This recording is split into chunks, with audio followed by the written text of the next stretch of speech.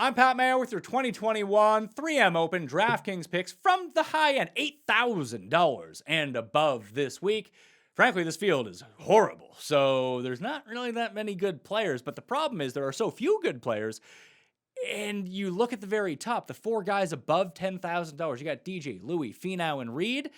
You got a lot of question marks that go along with these guys. Weirdly enough, that everyone thinks that Louis is going to be so trash this week after blowing another major that no one is using him. He might actually be the play from up here. I don't know where Dustin's game is at right now, or whether or not he even wants to be here. The only reason that he's here is because he withdrew a year ago before he went on his massive run, and he's kind of making it up to the sponsors, making it up to the people in Minneapolis. Good on him.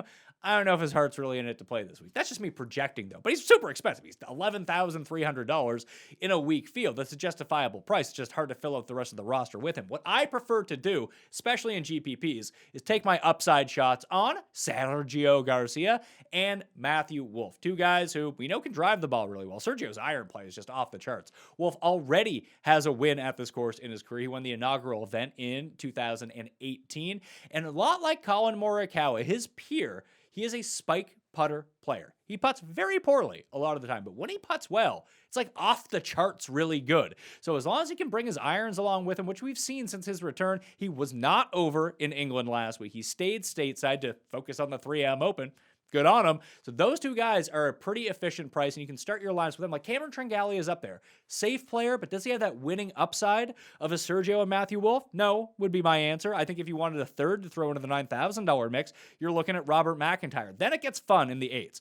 I think my favorite play is Luke List. That's followed by Stuart Sink at $8,100 and $8,700. But if you wanted to mix and match and get away with some ownership here, Charles Schwartzel was striking the hell out of the ball at the Barbasol, had a top 5 finish at this event last year as well. So Charles is back on the radar at a very low-owned $8,200. He's a nice piece to put into your laps. Then Lucas Hebert, or Lucas Herbert, as he is more commonly known as, missed the cut at the Open Championship a day. So did a lot of guys. Patrick Reed missed the cut. It's not like you're not, I'm not going to be playing Patrick Reed, but he's still Patrick Reed. Lucas Herbert, still Lucas Herbert. This guy who had a win at the Irish Open, a top 10 at the Scottish Open in his lead-up, plus some pretty decent performances on the PGA Tour back before he headed to Europe. So the Aussie is in good form right now. Everyone's kind of forgot about him because he was a chalk bust at the Open Championship, but that's a major. This, I can assure you, looking at this field, not a major. So Lucas Herbert should be good to go in your lineup. Stay tuned on the DraftKings YouTube channel for more plays under $8,000 coming up